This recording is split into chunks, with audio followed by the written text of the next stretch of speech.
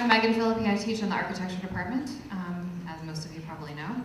I am very pleased this afternoon to welcome our guest, who is Jonathan Moody from Moody Nolan. He is the president and CEO there now. He just recently won the Young Architects Award from the AIA in 2021. And he also, the firm was named the AIA Architecture Firm of the Year last year in 2021 as well. So also named one of the most innovative firms in 2022. So very prestigious firm. We're very lucky to have Jonathan with us today. Please give him a round of warm applause. Thank you. Thank you.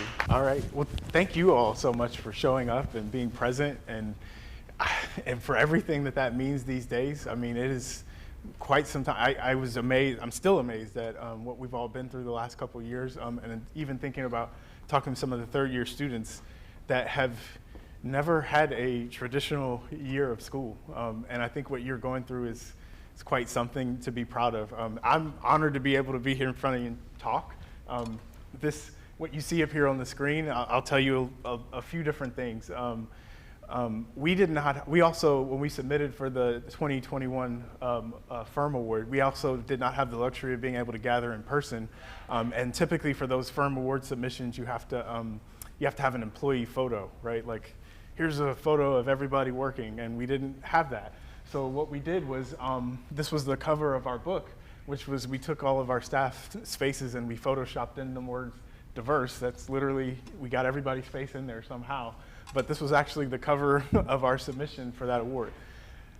So I actually borrowed this morning from the AIA Film Challenge site.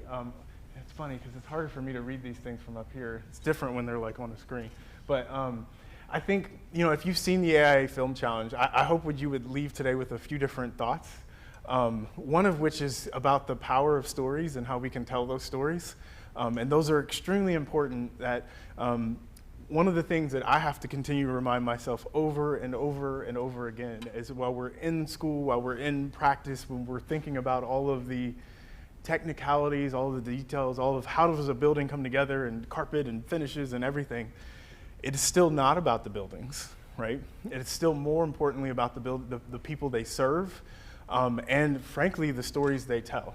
And I think one of the things that, this is a Maya Angelou quote that we've talked a lot about is, there's no greater agony than bearing an untold story inside of you. I think everybody has a story to tell, and we have the opportunity to do so through buildings, and I think we need to get more of those stories out there, and we're trying to find ways to do so. So the other thing you should know is I very much feel that I'm a tweener generation. Meaning when I started in school, everything was done by hand and it was frowned upon. I still remember the ink on Mylar drawings. I didn't even know how to plot anything. And by the time my 5th year came around for thesis, we had a CNC mill. And everything in between, as you can imagine. And I feel that part of my responsibility generationally is to be that bridge for you, is that you have so many different people who've come before you, and you are in this world trying to figure and sort things out and figure it out as you go. And I can be one of those people, resources, guides that help say, hey, I understand a little bit how they think. I kind of understand a little bit how you think. I knew what it was like to grow up in a household without the internet. But I also have Twitter and Instagram and all those things, and I'm somewhat well-versed in them. So I feel it's a responsibility to be a bridge. The way that I think about that easily is through my kids, right? And I think some of the things that my kids go through, some of the things that I've been through, help me to have that conversation of what it's like to bridge. What are those opportunities? What are those stories that I can tell them that they hadn't heard and it's different for their generation? So what you will see today is a lot of kids' books that I read to my kids, and they help me to tell that story generation. So this is actually an author from Columbus. This book came out February of this year. It's Sing Aretha Sing. And part of what we'd been going through as a firm in the last couple of years, this is some of the images about it. She had a very important song, you've probably heard, she spells it out, R-E-S-P-C-T. But, it became this song, just like this firm award, that, brings people together. We talked about all the people that compose our firm. We photoshopped all those faces and talked about all these different voices. But similar fashion, that book became, a song for how we think about, how we approach, how we do things, as one voice, as one people, but a collective collection of voices. So this is, I think actually, wow, it's wild, right? It's in person. I got the laser pointer. So these are some of the images about the history of our firm. I always laugh at this image because I was told that this was a PR image, that this was the AutoCAD machine, and that was my father, and that was Howard. And this was a highly technologically advanced, because that was the only machine in the office, and this was a picture to showcase how technologically innovative we were 30 to 40 years ago. And that was our first project, New Life Apostolic Church on Mock Road in Columbus. And part of how we got started as a firm was really, we didn't have a lot of clients outside of the community we knew. We knew people, we knew church pastors, we knew school teachers, we knew librarians, we knew those types of people, and those were really the first projects we had as a firm. And part of growing up in my household, a different generation, was I'd go on family vacations, and I remember going to Boston thinking, hey, I think the Bulls had just won the title, and I remember getting a tour from a Boston Celtics tour guide, and he was like, who are the Chicago Bulls? They have, won 1 or 2 titles? They're never gonna amount to much of anything. But I was there for vacation, but then I found out later that we were there for an AIA conference, and my father actually was being honored with the Whitney Young Award in '92. So after I found that out, I said, hey, well, I'm gonna do a drawing just to try and process and understand what was happening. So I knew he got an award for architecture. I had no idea the importance or significance of the Whitney Young Award, but this was a part of my family vacation household growing up. And since then, this was our office on Broad Street. These were some of our first projects at the airport in Columbus. This is our current office now. And really the path forward has been all about really developing people and taking the clients and communities we served and just continuing to grow expertise, continuing to never let go, and really be responsive is one of the words we use. So it started as libraries and schools and churches, and it evolves into family life centers, larger school buildings, office work, hotels, hospitals, housing. Really, there was always a growing need in the community, and we always asked ourselves, well, do we have a voice? Do we have something to offer in that conversation? And the answer more often was yes, but healthcare in the Near East area of Columbus, healthcare on the the northeast side of Indianapolis means something a little different than it does in most healthcare settings.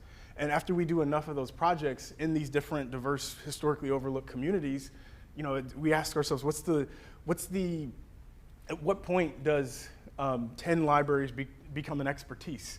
And basically over the course of our history, we kept developing people, we kept hiring people who understood those types of needs to serve those different communities, and we never really let go of an expertise.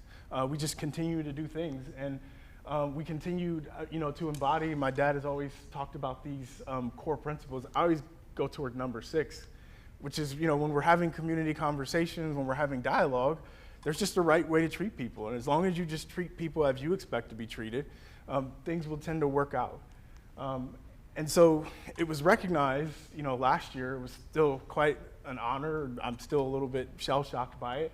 That the profession said at the highest level that this was something worth noting. As the highest honor that a firm could bestow is the 2021 Firm Award. I'm still awed by it, but it was really about these people who learned to serve and be responsive to different communities in all different project types. So where we sit today, we're, even this is out of date. We're about 300 staff members, 12 offices. We've won numerous design awards, 12 offices around the country. And we work in a lot of different markets, and what we found is community, if you break that word down in terms of common and unity, a lot of common things are united around different project types. So you see the idea of mixed use things. Housing and library tend to go together. Healthcare and hospitality, believe it or not, tend to go together. These things begin to become complementary, and our diverse skill set began to be complementary for the different projects we could approach. And even thinking about projects in different ways began to complement one another just by diversity of project types and peoples and the types of communities. So this became, still blows my mind. This was on AIA's website. This was our This was our unofficial company photo that got published, but we really celebrated all these different people who bring so many different expertise in so many different places is part of our story that we've been telling now. Wednesday of this week will officially be 40 years, believe it or not. You might recognize some of our projects, believe it or not. I believe it's out that way. That some of that expertise has grown over the years to give us the opportunity to work on campuses like this one. I think a little bit up, think that way, is Gary, Indiana, for IU Arts and Sciences building, bringing together an Ivy Tech community college with Indiana University and different types of things. It was actually a blending of both performing arts and a community and office and technical college into one building. Just Cleveland School of Performing and Creative Arts, which is a public school in Cleveland that's devoted to performing arts spaces.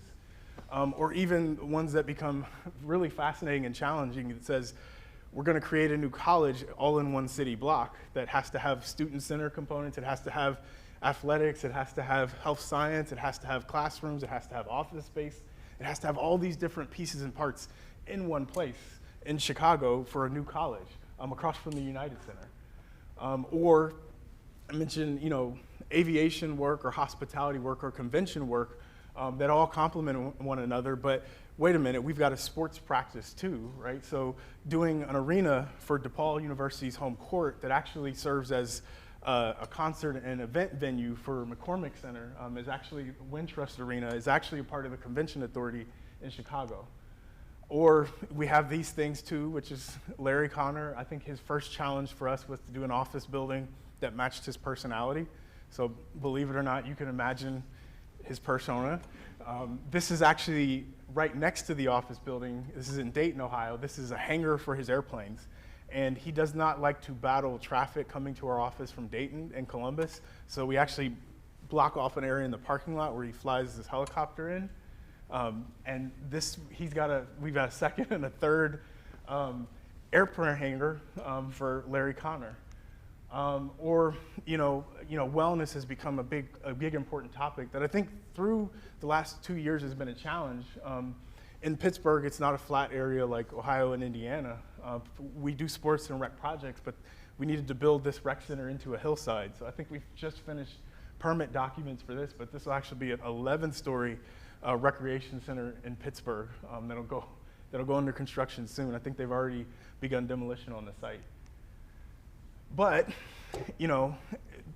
architecture has really been the platform that we've used. This is a quote from my father, to tell our stories, to talk about the different things or the issues that surround society. But it's really, we've been using the buildings to talk about the people behind the buildings and the broader challenges in society.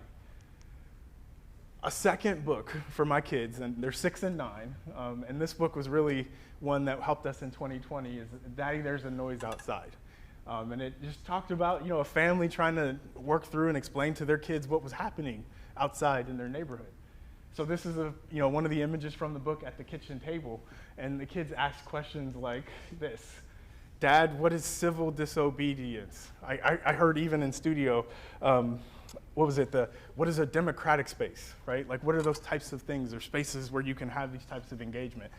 And that was a book that, I read to my kids to try and explain some of what was happening a couple years ago.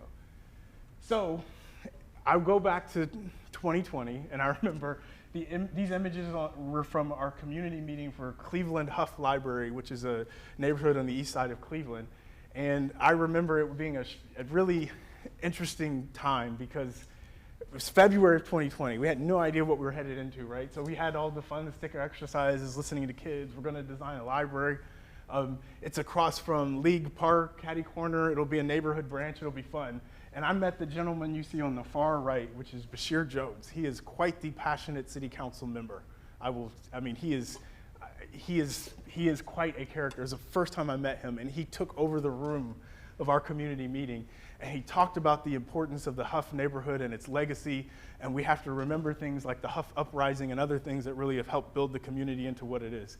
There's stories that need to be told, and I kind of was like, took away from that meeting, we learned a lot about what people were wanting for, what they were looking for, what was the story that they wanted told in their new library. but I couldn't find the Huff uprising. And I'm like, what is he talking about? What is that research? This is February of 2020. And I digged a little bit deeper, and I found it was not necessarily referred to as the Huff uprising at the time. It was actually referred to as the Huff riots in most of the newspapers. And what you'll find in a lot of communities, a lot of the things that we saw in the last couple of years have been happening in the 60s and 70s quite often in different ways. But it was an integral part of this community. And League Park, which is adjacent to our site for the library, is actually where the Cleveland Buckeyes played. They were a Negro League team, and the library's goal was to say that they wanted that this new library could be the permanent archives or the permanent backup for the sports archive to tell the story in this neighborhood of what was important. And so when we got into this is April of 2020, we're like, man, people need to know this, they need to understand. And we thought about this idea that a lot of you have heard, but we thought it would be really important to say for this neighborhood, this idea of Sankofa, of the go back for it and learn from the past. It's a bird that looks backward while it flies forward. And we said, man, like if there was a way that we could bring that together in a library design that says it's a form that turns back on itself, right? But we have to be moving forward, right? But we have to be able to look back to the past to understand where we've come from. And so we said, could we even take some simple things of like where the outline of the site and the stadium was and kind of begin to incorporate some of that into the thinking so that anybody comes in, they say, why is that at that angle? It's like, oh, it's in reference to League Park in terms of that history and connection. And could the building form itself kind of be one of those, turns back on itself ideas? So that's kind of where we landed in some of the early sketches. Even in terms of the early layout, solid and void and just kind of open space that turns back on itself. And that view that, has a high part that, looks towards League Park and a low part that looks toward the neighborhood, turning back on itself as people approach the site from League Park. So this was our conceptual design in April toward the end of May, and we thought, wow, this will be a really exciting thing. And we had no idea what we were heading into in May. And in May, we got asked to do these renderings, and these renderings always frustrate me when you're coming close to the completion of construction on a project and the client says, we want to do fancy renderings. And we're like, well, can't you just take a picture? And it's, well, no, we got to have these renderings for the ribbon cutting. It's like, why do we have renderings for the ribbon cutting? Can't they just look behind them to see the building? But we did them and we went through it. And I had no idea at the time. They were nice renderings. It's a nice project. This is on Columbus. This is in Columbus in a park area. But it was kind of like, yeah, is that wasted money? I don't know. And it turned out it was not wasted money. So in May of 2020, around Memorial Day weekend, we had finished these renderings on, I think, Monday or Tuesday of that week. Tuesday or Wednesday is when the news really started heating up. Thursday and Friday of that week was when people really kind of took to the streets in reaction to the news. Sunday morning, I get a call or text that says, have you seen the news? And anytime a client emails text on a Sunday morning, it ain't good. So it did not take me long scrolling through my phone before I saw something that kind of horrified me. That in the aftermath of everything that happened in that time in May of 2020, that one of our projects got destroyed. And to this day, it has been a hard thing to process and understand just in terms of what it meant for my career. Like, what is this story behind this project? What does it mean for us? Was it done intentionally? Did they know that a black architect had done this? Did that encourage it further, or was that just an act and reaction? I still tell you I have no idea. But all I could think about is just still, this is May, heading into June, was that we got to find a way to move forward, right? It's that bird that is looking back. We see the story of what the past is, but we got to move forward. So we are rebuilding this project. I think it's got stair towers up now, but it was a defining moment, I think, of what it meant for us. I even issued a statement to our staff and on every social media of just saying, this was a difficult thing for me to process. It says you spend so much time building up and telling stories, and I don't know what it means to say it's torn down, right? To say that somebody destroyed it. But the one thing I still, to this day, I was frustrated with is, even at that time, we were talking about like, oh, I can't wait till we get back to normal, right? I can't wait till we get normal. And I'm like, that phrase annoyed me. So I'm like, I got to find a way to talk about this, right? I got to find a different phrase. So I did what everybody does, like literally, I thesaurus normal. And I got even more frustrated, right? Because when I thesaurus normal, this is a screenshot, you can go on there. The words that stood out to me were average, run-of-the-mill, unexceptional. And so I don't know why anybody would want that, right? Like, why would you say, I can't wait until I'm unexceptional again? No, I'm serious. It's like, yeah, man, I can't wait till things get back to being average, right? But that's what we're saying. And I think in all of our work, part of the stories that we're trying to tell is we're trying to improve communities. We're trying to improve lives. And I'll take it, this is my quote. I think we don't want normal, we want better. And that's gotta be what we push for and strive for. Now, this is a book that I read to my kids, and this was a hard one for me. It kind of goes back to my time in college. So I get to college in upstate New York. I'm from Columbus, Ohio. I think my grandmother, she moved to Columbus from coal mines in West Virginia. And everybody I meet, it was the first time in my life I realized I was a normal black person. And they're like, what do you mean by a normal black person? Most people in Ithaca, New York were from New York City. And everybody would ask me, where are you from? I'm from Ohio. Well, where's your family from? Ohio and West Virginia. And they would say, yeah, but where's your family really from? And I'd say, I don't know. That's all I know. And so part of the challenge is most of the New Yorkers, they could trace their roots to Jamaica or Trinidad, or they were Haitian or they were Nigerian. They had so much to tell. And so this book that I'm sure you have all heard about, Nicole Hannah-Jones' 1619 Project, but this was the kids' book that associated with it. And I actually even found out this guy, Nicholas Smith, is actually an architecture graduate. He did the illustrations for this book. He's a Hampton University graduate, that he did the illustrations.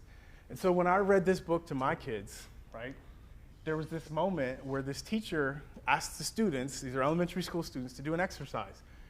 They said, hey, I want everybody to take out a white sheet of paper and get some crayons out, and I want you to color the flag of your country's origin, like your family's country's origins.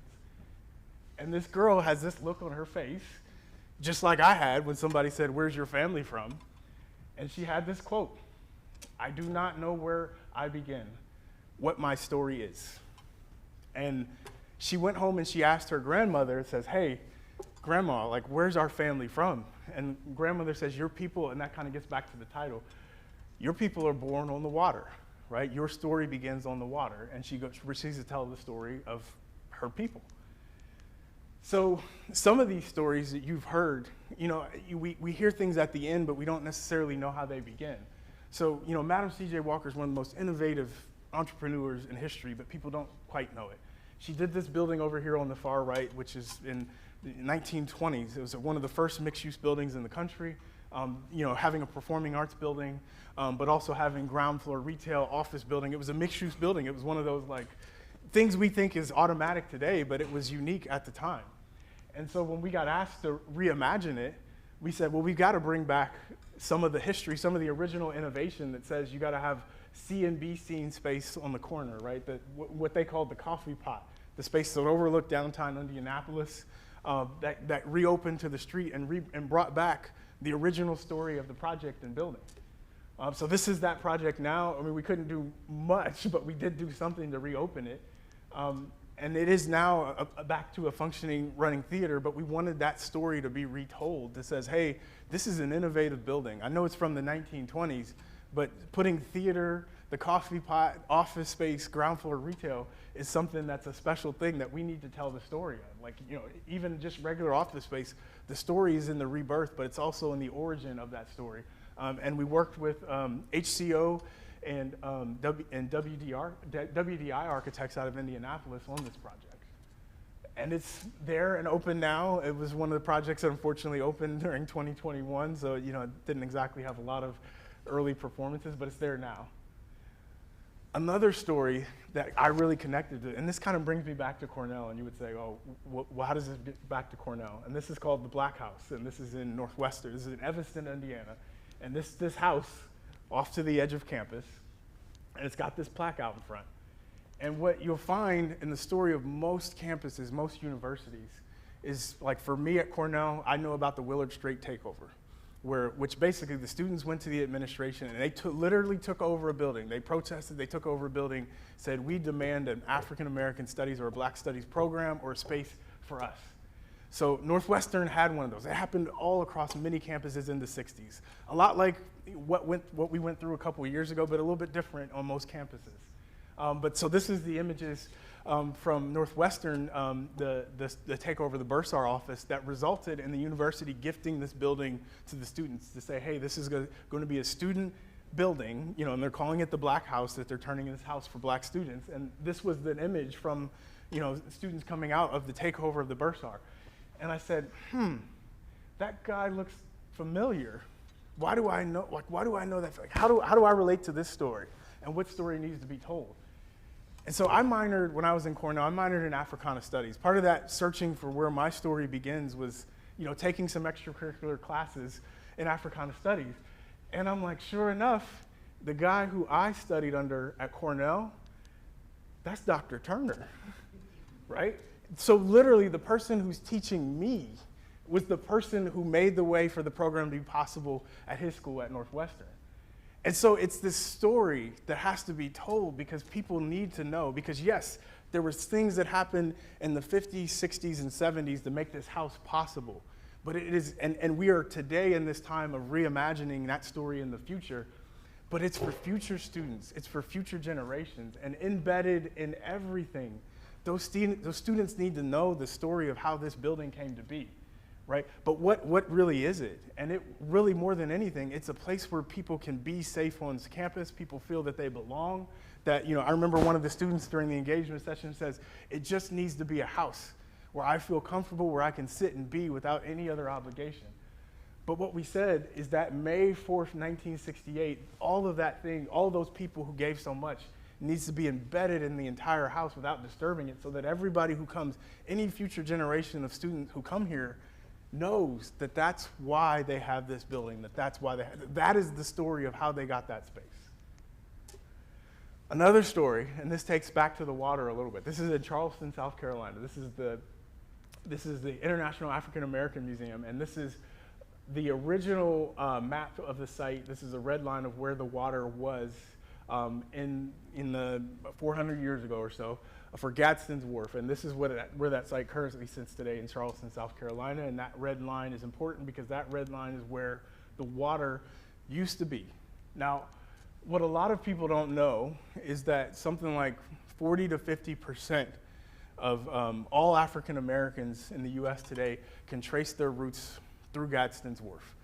That it was one of the largest slave ports for slave trade and all of the Americas, and literally most black Americans can trace their roots through Gadsden's Wharf. And so we wanted to be able to make sure that everybody knew, even in the building, that this is not about the building. This is about the people and the place that make the building special. So we wanted the building to disappear in the background, and we collaborated with Pay Cobb Freed, the late Harry Cobb, and Walter Hood on the site to really say, hey, people need to know where that line was and what it meant in terms of the water. People needed to be able to understand the idea of what it means to traverse that. Like, what is that path of connection? As Dr. Matthews, who's the CEO of the International African American Museum, says that this museum is very much the middle, meaning there's things that happen in the Americas, there's things that happen overseas.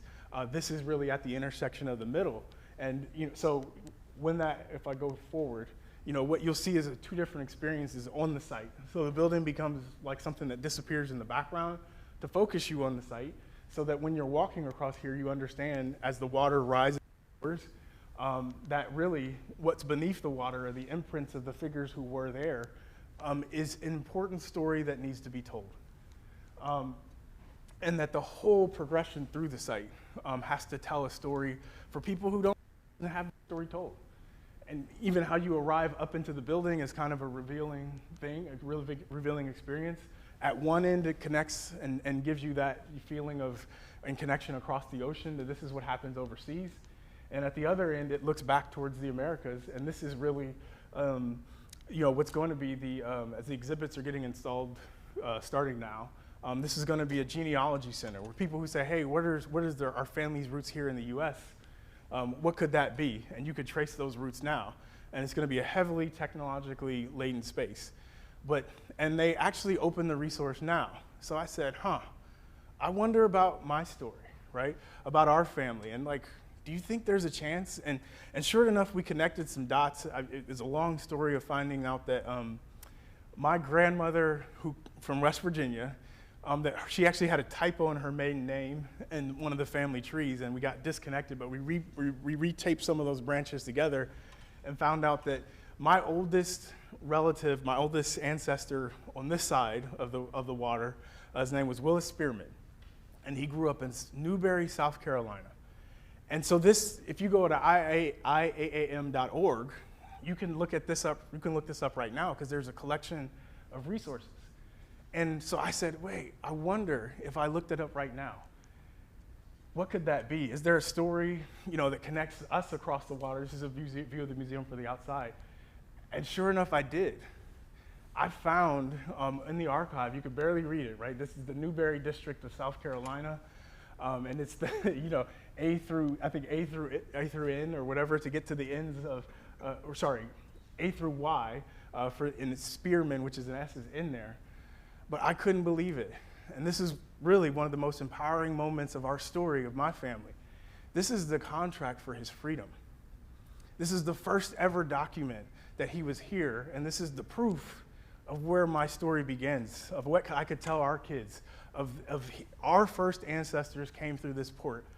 And so when I returned back here, I was there a couple of weeks ago, it's a powerful place. I mean, it's really hard for me to stand there and acknowledge what happened. I mean, what Dr. Matthews always says is the African-American story, the Black story, is one of both trauma and joy. And it's not trauma on one day and joy on the other. It's both at the same time. And so it's great joy to know this is where the story begins, that this line, right, that runs through the site is that documentation. But it's also incredibly difficult to understand that, Willis Spearman is the first ancestor I know. That's the first story we know. But we don't know how many stories were lost under the water and across in the middle.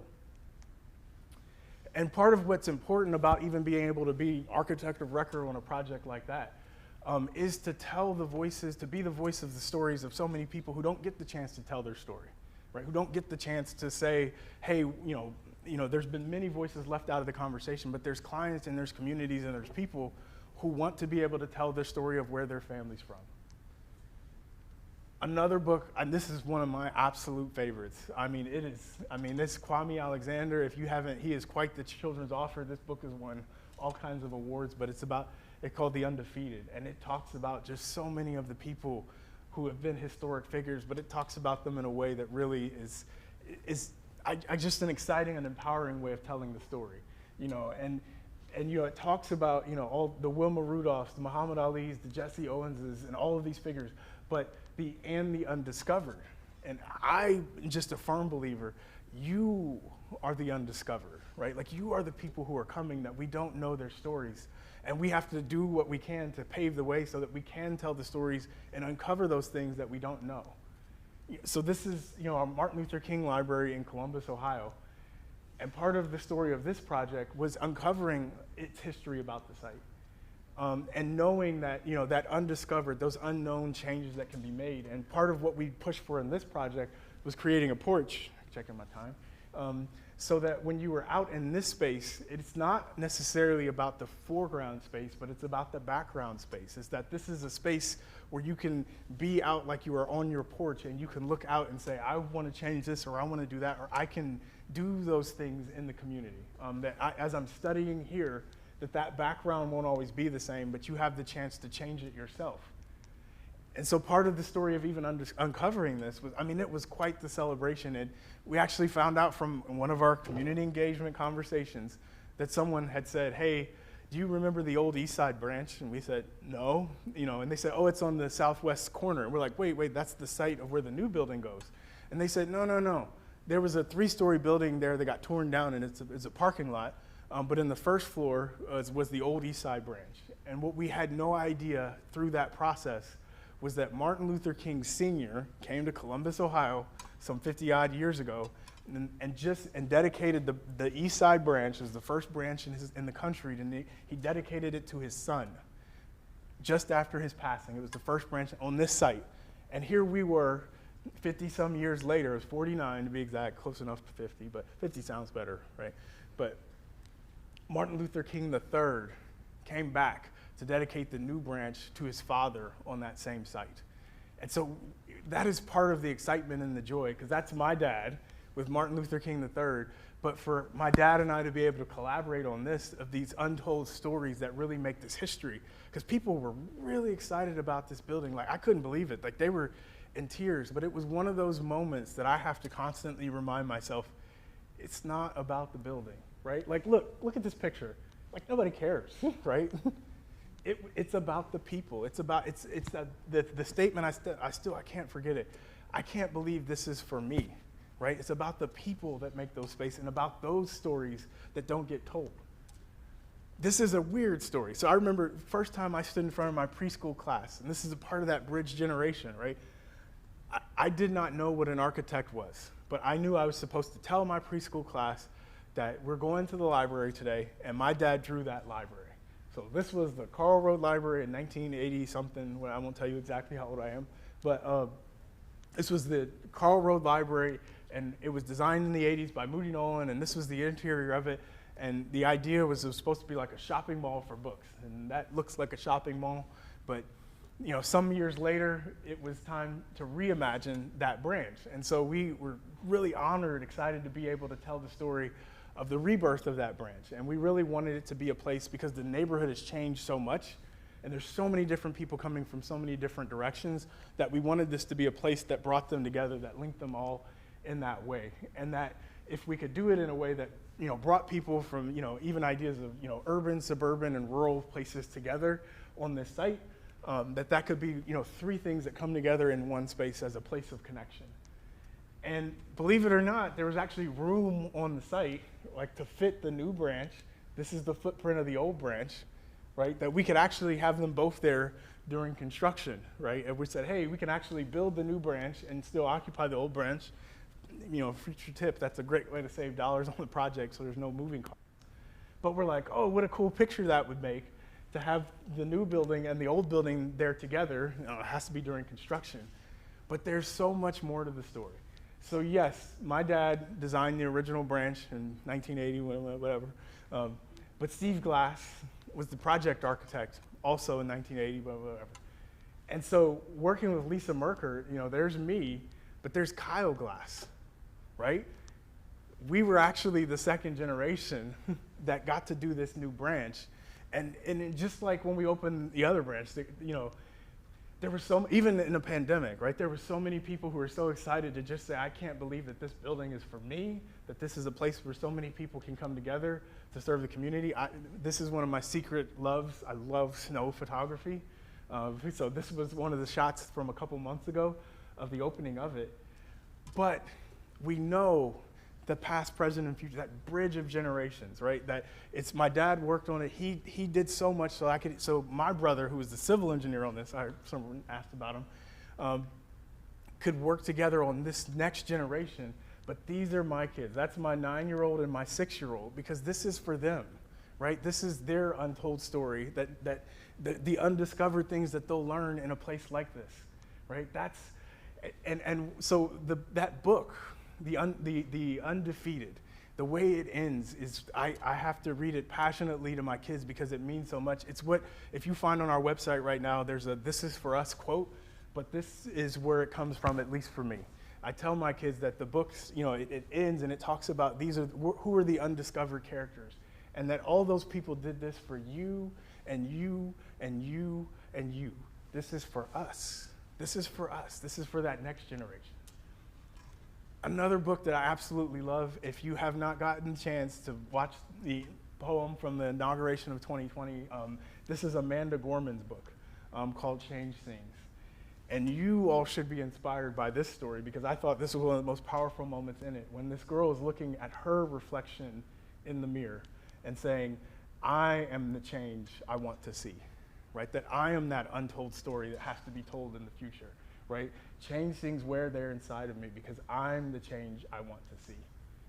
And I know that part of my responsibility being up here in front of you is to show you that if I can do it, you can do it too. If you can see what I've been able to do, you should know that you can do it as well. And part of my story, right, is not just me. It's all the people who helped make up that story. So even though I was at Cornell with, a Jamaican and a Haitian and others, right, I had so many friends. I had so many people. Just like you had so many professors. Like I met Antoine. He's the director of planning in Detroit now. At my first NOMA conference. We joked about him, like Henry taught the professors who were teaching us, but he was still there. He'd been there forever. Kim is now, I think she's a trustee of Cornell and she's running for AIA president. I had Felicia Davis, Amanda Williams does great work in Chicago. Sekou became Dean of Charlotte School of Architecture right now. I had these people to latch on to and say, I'm not alone in this, and you aren't either. Even when I get out and I start practicing, I started working for this guy, Murdad Yazdani, but I knew of all these people from those conferences, from those family vacations, from all those collections that says I wasn't alone, that even though the numbers may be low, that there's a strong community of people who have been telling the stories. We just haven't been listening loud enough to hear it. Like my first AIA conference as a licensed architect is where I met the late Phil Freelon. But I knew him, I could touch him, I knew if I could see he was possible, I could do it too. And I think about some of our current staff members and the abysmally concerning frustration of the fact that they're just over. It's a great milestone, but also a frustrating milestone to know that there has to be an organization called First 500 to celebrate the first 500 African-American female architects, because that's ever. And I think you need to process that for a minute, that they crossed the milestone of 500 African-American female architects last year in the history of architecture, which is like ever. That's it. So I think about Latoya, who's our director of our New York office. I think about Dawn, who works with Latoya. I think about, where's Valerie? Valerie, who's in our Nashville office, or Lisa Shimandale, who, she's a Cornell grad, but these are a part of the people who I've seen them and I know that they do and are doing these great things to pave the way for you, and you should see them and know that they're possible as well.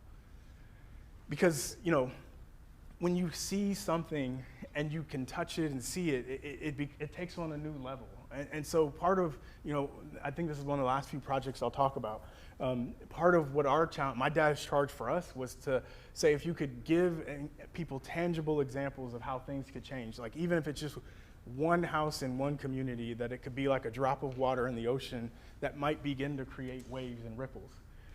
So my dad said, we're going to build this house in Columbus, and we're going to build one in each of our offices. So we started construction in Nashville. We're looking at Chicago, but it's just one house, and we're going to give it to a family. And if they can see what's possible in that we know that anything is possible. But so here's that house completed a few years back. But what we see again, not about the building, about the people and the stories behind it. So what we began to see in that process was not necessarily that one house was going to solve a housing challenge, or that each individual give could solve something, but more, everybody said, hey, I could come paint this weekend. Hey, I could come drop off pizza for people who are painting. We ran into contractors that says, hey, I got some siding guys who are free this weekend. I got some site guys who can come by and do a foundation. We're doing work for a roofing company, like a corporate roofing company, so we can donate some shingles. Landscape architect says, hey, it's a 750 square foot house. I could do a quick site plan. But it was the little bits of effort from everybody that began to tell a whole story of how we could all talk about these issues around housing and other challenges. So it was those stories that became, the real story of this project, and not necessarily the building, but the people who tell it. And so, staff started asking things, say, hey, let's raise money. We don't want to know the family themselves, because architects aren't good at picking those types of families. But could we know the genders and the things that the kids like? And could we have it so when they show up, their rooms are filled with things that they like? The fridge is full of food. There's dishes on the table. And I think that even gets to some of the exhibit things here.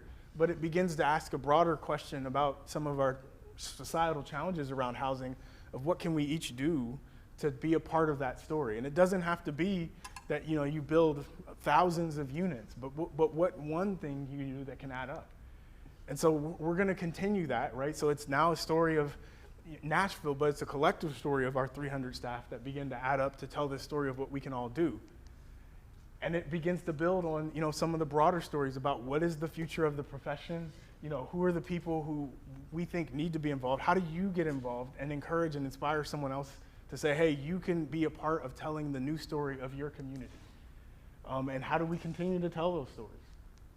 And so even us as a firm, that we've really prioritized diversity as a priority for us, but we said that we need to recommit, and we as leaders kind of circled the wagons and had some deep, difficult conversations about what is important to us and what are we committed to. So these are our 5 priorities that we're going to commit to for here on out, to say that we're going to be an active part of it.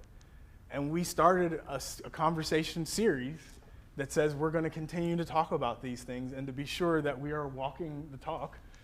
So we have, these were, private, internal. I won't tell you some of the things that were discussed, but how do we address and talk through some of these things about the people we serve and about how we serve each other? And so these are some of the topics that we've gone on. And my dad's charge was not necessarily that you have to solve every problem, that you have to be able to tell every story. This is a quote, but we all can do something. And we have the ability to do it right now. We have everything we need to do it. And we got to take advantage of the time we have.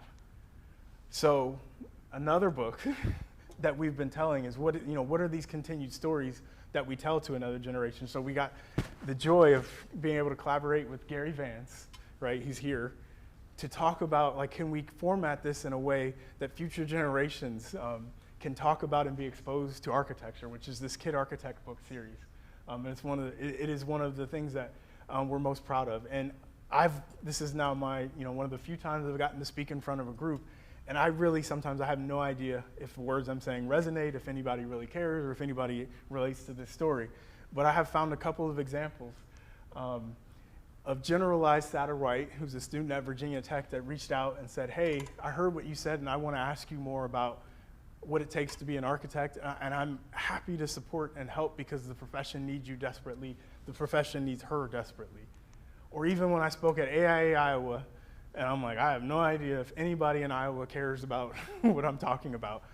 But then I get an email from a young man who said, hey, Iowa had a joint conference with Nebraska, and I'm a Nebraska student, and my goal is to be the 5th licensed Black architect in Nebraska. So it does matter. People do hear you. People want to hear your story. We need to hear your story. So back to that story that I told you about Amanda Gorman, because this is how I want to finish, because I just think the way that she concluded and the way that even some stories get told, and I think about how Dr. Matthews from Charleston Museum talked about the duality that we're all experiencing challenge with, that I'm in awe that you're able to do right now. This was one of her quotes from that poem. It's both. It's not an or this, it's a both. It's that even as we grieved, we grew. Even as we hurt, we hoped. Even as we tired, we tried. And my challenge for you is exactly how she ended it, that there is always a light, if only we're brave enough to see it, if only we're brave enough to be it. So I think I did good on time. Thank you so much. Yeah. Yeah.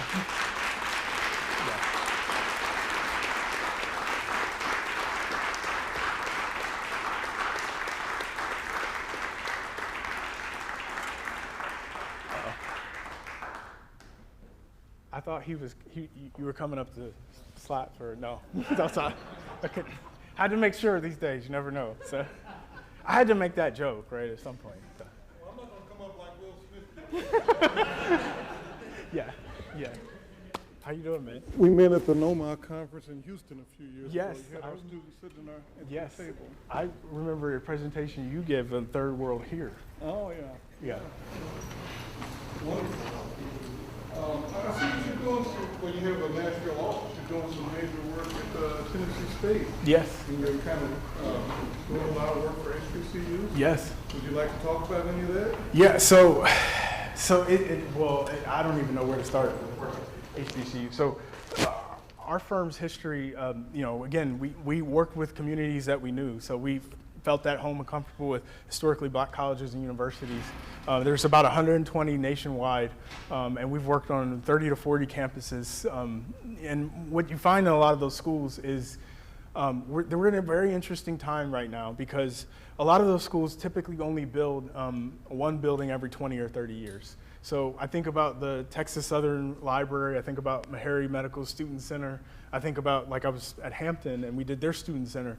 Those buildings have to be everything to everyone, and they have to serve at multiple levels, meaning they serve students, but they have to serve the immediate community. Like the Third Ward in Houston is, is one of those communities that it can't afford to dismiss the broader context. But most people who attend an HBCU, they're typically first or second generation in their family to attend college, and they come from around the country. So it kind of has to be this, intimate, this immediate, this national conversation in one project that has to mean everything to everyone. So we end up, like, I'm gravitating toward the Texas Southern Library, that it starts as a library, but it becomes a learning center because they don't know what to call it, because it's also got museum space and classroom space and maker space, and they even put their boardrooms and conference rooms. It was like everything they could think of got put in there, and it had to be able to serve not just their students, but the whole Third Ward of Houston.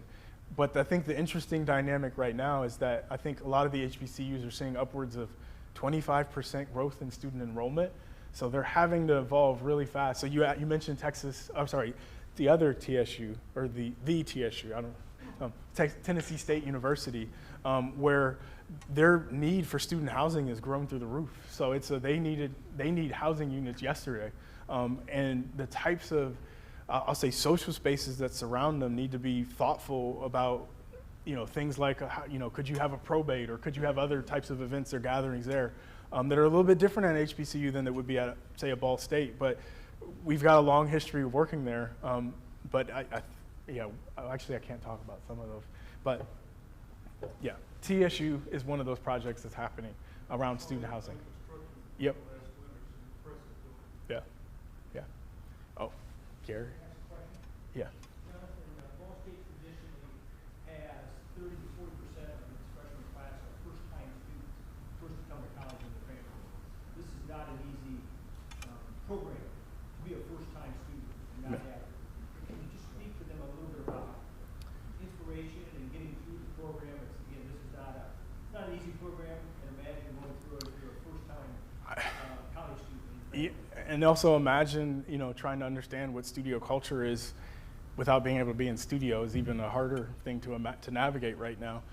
But the only thing I feel, extremely confident in saying is, it is kind of similar story about, personal journey, in that what I thought about a lot while I was in school, you have those late nights or those hard times, or, when you get stuck and you're not sure how to push through. I thought a lot about, like, so many people have sacrificed and prayed, and for me to even be here, that it was just, it was that duality of trying to do the best you could to make them proud, but understanding that they'd be proud no matter what. And I think, you want to get involved in a lot of different things, you want to do a lot of different things, but there was still a memorable quote somebody gave me that says, the most important community service you can offer is to graduate. And so it's, I think, what is it? I think it's like A's are great grades, but C's get degrees. I mean, you laugh, but it's like, hey, before you know it, I would say how we as a firm, 2020 was my first year as CEO, which is still mind-blowing. How we have gotten through the last 2 years is the same way I got through college and through first year, which was I did not try to conquer the entire semester, conquer the entire year, conquer the entire degree each day. It was just solve that day. And I said how many people had cried and prayed and prayed and cried. I was a Sunday to Sunday, and I always told myself if I could just get back to another Sunday. So it was like, what do I need to do each day? What do I need to get through that week to get through another Sunday? And before you know, I had it memorized. It was like, Sunday to Sunday. There's 7 weeks before spring breaks. There's 7 weeks after spring break to get to the end of the semester. Before you know it, 10 semesters makes a degree. And it, you know, one day at a time, 1 week at a time, 1 month at a time, and before you know it, like, I mean, that's literally, you know, anybody, I can ask anybody at our firm. You know, we have a daily message that goes out, or a monthly message that for our firm from me that says hashtag 1 day at a time. So.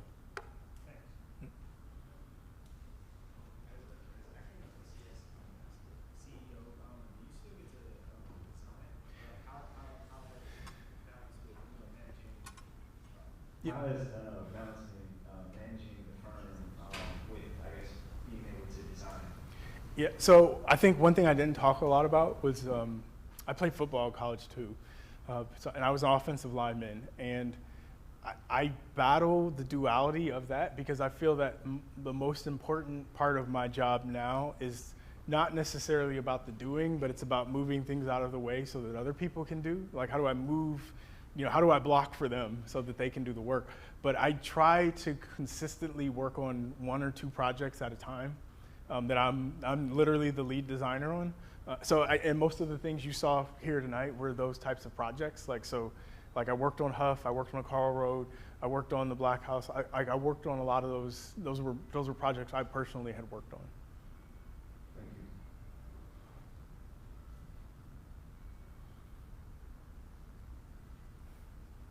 We're shy. Yeah, it's okay.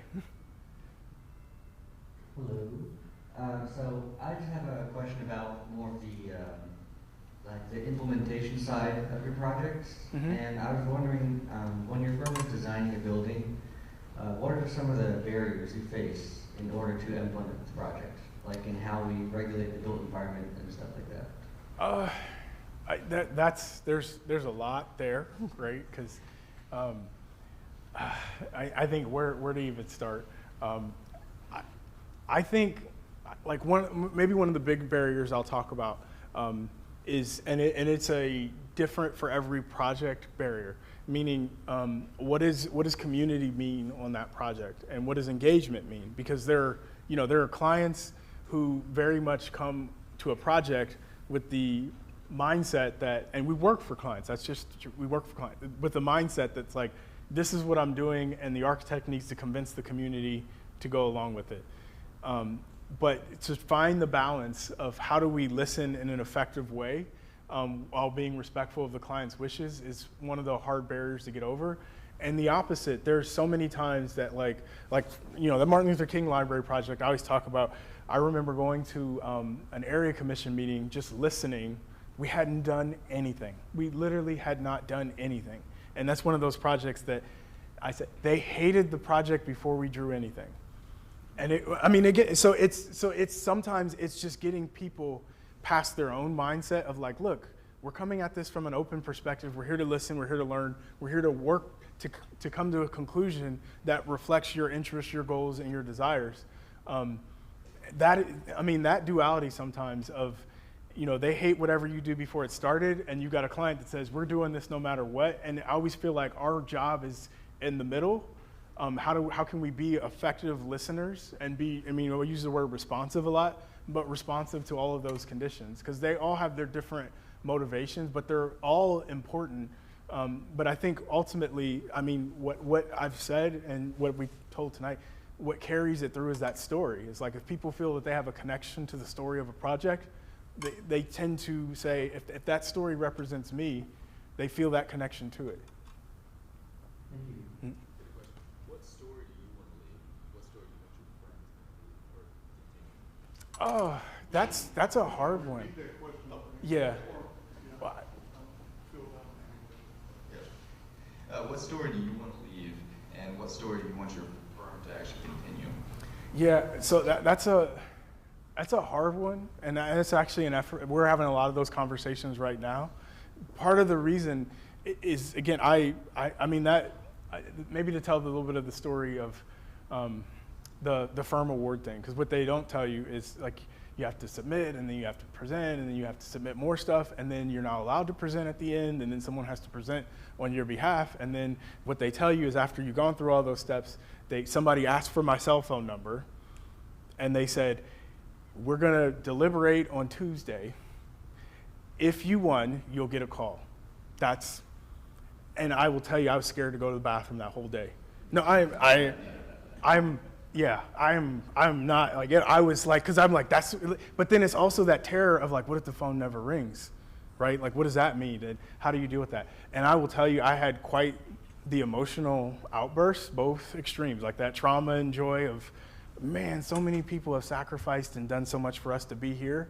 And I had no idea, like as I was articulating my joy and all that and trauma and all of it, that I was on speakerphone. I did not know, but it was authentic. So what it's felt like, you know, when you say what is that legacy or what is it that we want to do, is it was all the things we said. It was this image that, you know, I think what's special about for us and for this firm award was it wasn't like, this wasn't an award for my dad. This wasn't an award for me. This was an us award. And I think the us was like all of you, it's all the communities, it's all of us are in this together. So I think the legacy that we're aiming toward or pushing toward is, how does this become less about individuals? I think this is something the profession is struggling with. We talk about the need to deconstruct the hero. There's no singular person that made that possible. So who are the us's? And how do we put them in position to be successful? How do I, again, keep blocking and moving to make other people be successful?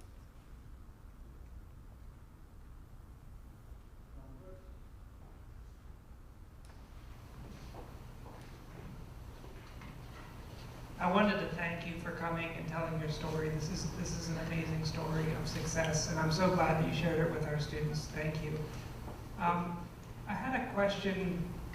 So one of the themes in your presentation seemed to be like the intersection of architectural practice and social movements. So we see characters like Martin Luther King Jr. and the storybooks that you used are, you know, refer to the movement for Black lives. And I'm wondering how you see, and this gets at what you were saying about individuals and collectives, like how do you see architectural practice or your practice as intersecting with broader social movements that seek systematic change? Oh, I mean, that's a deep question, right? No, but there's, all right, what I tell our staff all the time, and it is across so many different issues. All right, so that project where it was, you know, our project was burned down, right? Like that's kind of the blunt way of putting it. I think too often we think of architecture as disconnected from the narrative, from the conversation. And I would say at a minimum, architecture is always in the background, right? Behind every foreground of any demonstration, anything you've seen somebody in the foreground saying, doing something, and there is architecture in the background. So no matter what, the buildings are engaged in that dialogue. Even think about the third year studio, the Steel Project. What is a democratic space? What does it mean? You know, what does democracy look like in public? And what does it mean for a building that is in the background of that to interact? You have to be aware of those questions. What I tell our staff, two things.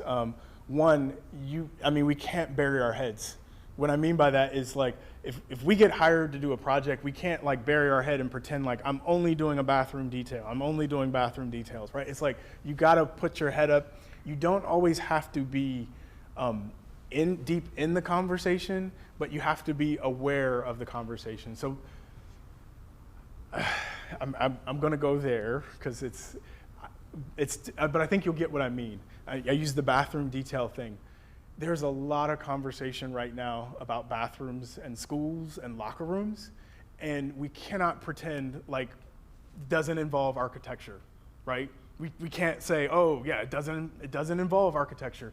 And the reality is there's so many agendas, ideas, thoughts that become directives on that. And I say that we have done our job effectively when the conversation moves beyond the thing and it becomes about the idea. And what I mean is like if you use, like we had one bathroom, I won't describe any of the details, but if you want to Google it, you can, you'll figure it out later.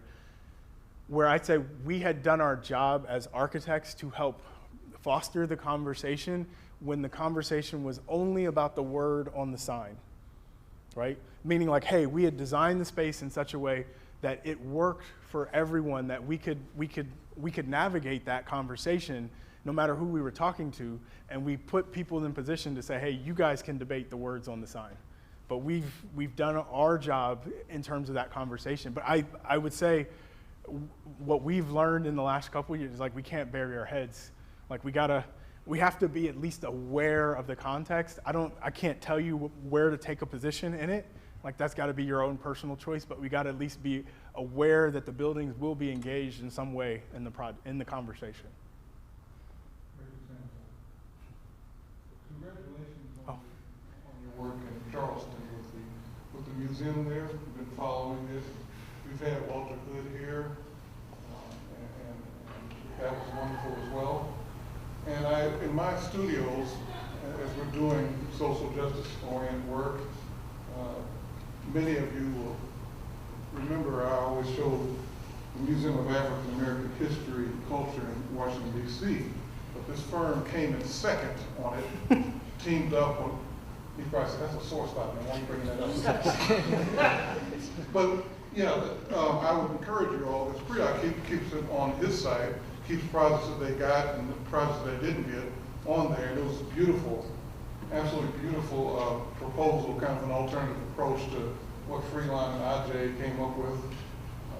And just very powerful talks, speaks to a lot of what we've been talking about this evening. So I encourage you to take a look at that on that site. And I wanted to ask you what your thoughts are about our recent Pritzker awarding. So, Francis Cure, yeah, again, you can't bury your head, right? You have to be aware of the context of he is the first architect of African descent, a first black architect till we awarded the Pritzker Prize, the highest honor an individual can achieve in the profession in the world, right? Like in the world, right? Like that's, yeah. But I remember, I think it was the AIA conference in Orlando where I first was like, met this guy, and I saw a quote, I think Jack Travis posted it on Facebook, but what his work represents, it is the deepest level of listening to the world and to the community and having a response in terms of architecture that represents, hey, our most highest respect of a community and of a local culture, and that transforms and manifests itself in different ways around the world.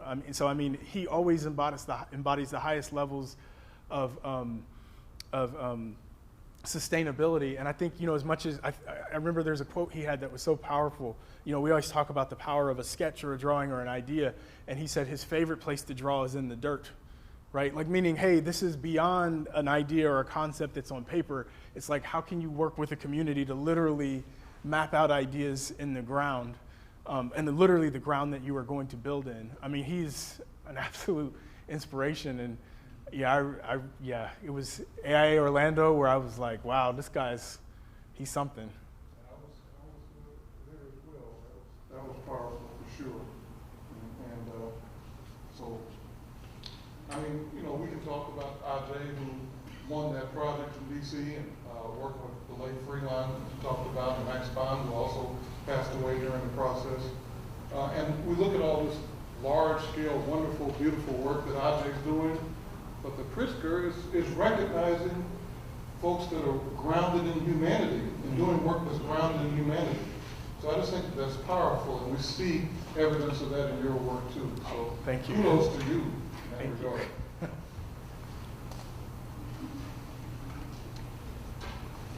Please.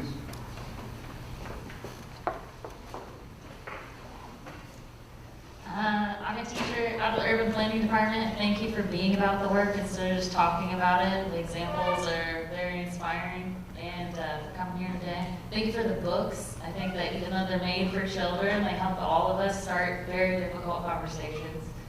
And I just wanted to ask you about the sustainability. I saw that there were several gold certifications, and I didn't know if that's something that you just offer without asking, are you just asking where the client stands? How's that work? So the way we think about it, for example, like if you're working at Indiana University, if you're looking at Ohio State University, if you're working at like city colleges of Chicago, it translates differently, but we always feel that even without a contract, that our obligation is to design to the highest level and put them in position, maybe similar to like the bathroom sign. We need to put the client in position to decide if they want the plaque or not, and if they want to check a few more boxes, like, always the amazing, like, oh, how many bike racks do we add, or, that kind of stuff. But no, our goal is, we always say that we design to a level of LEED Gold or Silver, and the client should choose whether or not they want the plaque or not. That's pretty much every project where says that's our basic level of service, and that, because again, I think we talk about it more in the mode of what we're calling high performance design, that we need to have high performing buildings no matter what, but that doesn't necessarily mean that there's a plaque that verifies it. It's more that the building performs at a level that is needed for the profession. I don't know that I answered the question, but all right. All right, there's more questions. Yeah.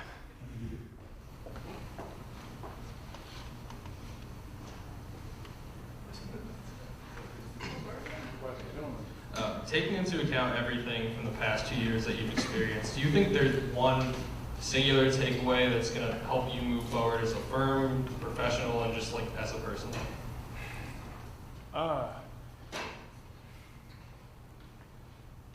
Well, the short answer is no.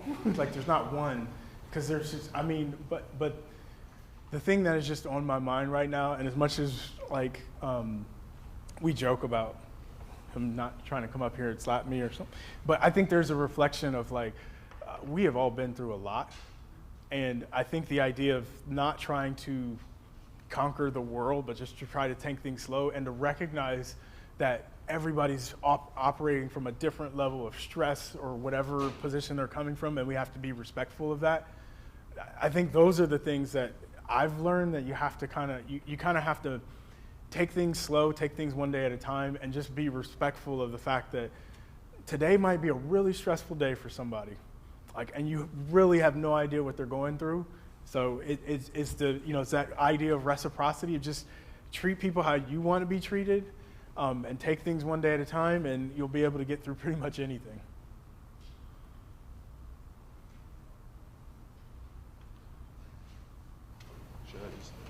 Hello again. So I wanted to ask, how does Moody Nolan define a democratic space? To be frank, I'd heard the idea, but I had never considered the idea of a democratic space. I'd never considered it in our work directly in that fashion.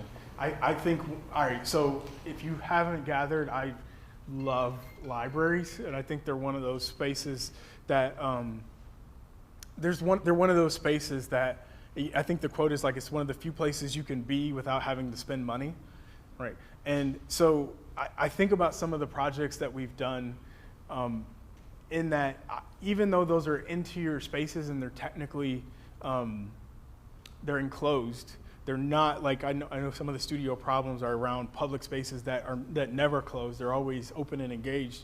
I still think about some of the interior spaces of a library as that same idea of democratic space. I think the challenge is that some people might perceive it errs over into that possible social space, because when I think about most of the challenges that interior spaces of libraries are trying to define now, they're typically in response to broader societal issues.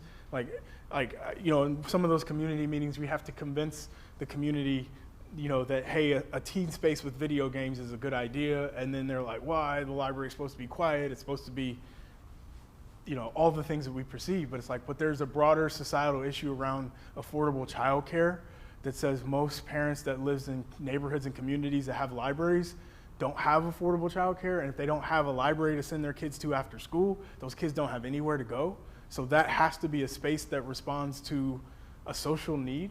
I don't know that I'm answering your question because I haven't defined democratic space, but I think a lot about social spaces that address broader communal needs, and become the space where I think individuals can demonstrate their desire for change. So I will say, because I've had a lot of conversations, like literally, protest literally just means an outward expression of a desire for change. So any space that you can go to and just literally express, hey, I want to change this or I want to change that, I think that's a democratic space. And saying, hey, even, I think about like a computer lab in a library, I need a job. Is that a space of protest? Is that a space of demonstration? Is that a space of democracy? In that there's a space that allows you to do that? Maybe.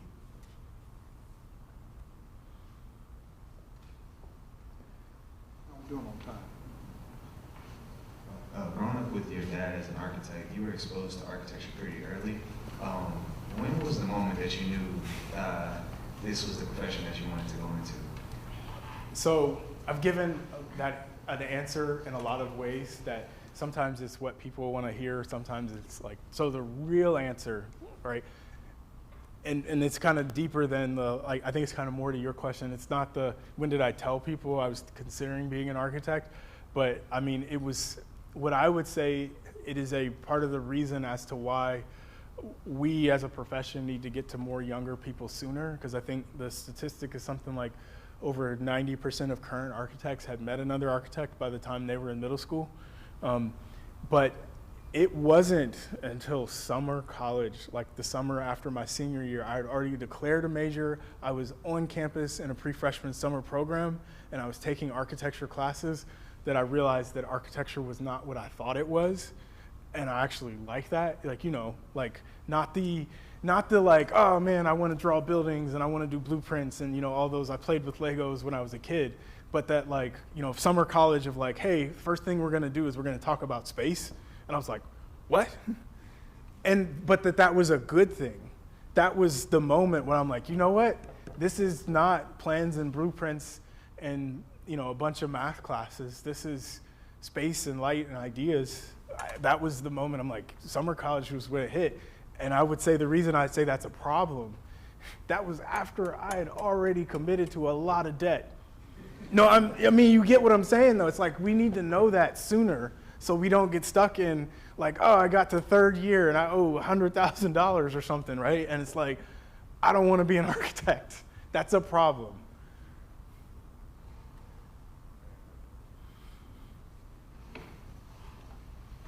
My favorite definition of architecture is from B.R. Engels. His definition is architecture is the art and science of accommodating life. So I guess my question is, what's your definition? Yeah. I don't know. How would you define it? I don't know. I really don't.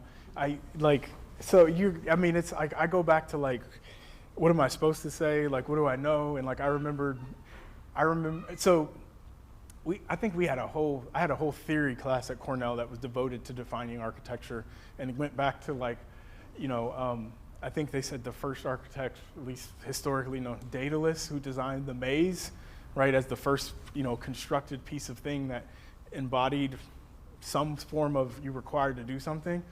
I don't know I have a formal definition. Maybe my only pushback and the reason for not defining it is one of the things I've been really intrigued by lately is the need for architecture to be more than just architecture. Like, I think we're at a point in time where I think we place too many limitations, or we are too limited in like that we only perform a service, and that limits our ability to create more than just a building. And I think in order for us to validate the future of the profession, it has to become more than just a service provider. So maybe that's an answer, is like right now it's a service to help somebody build something that they need, but it needs to be more than that. So I think in the interest of everyone's time, I know we can stay here, the man who owns the largest African-American firm in the United States and in the world, how you define architecture.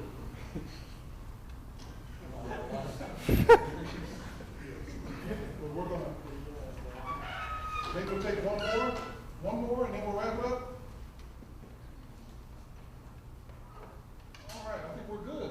Thank you all.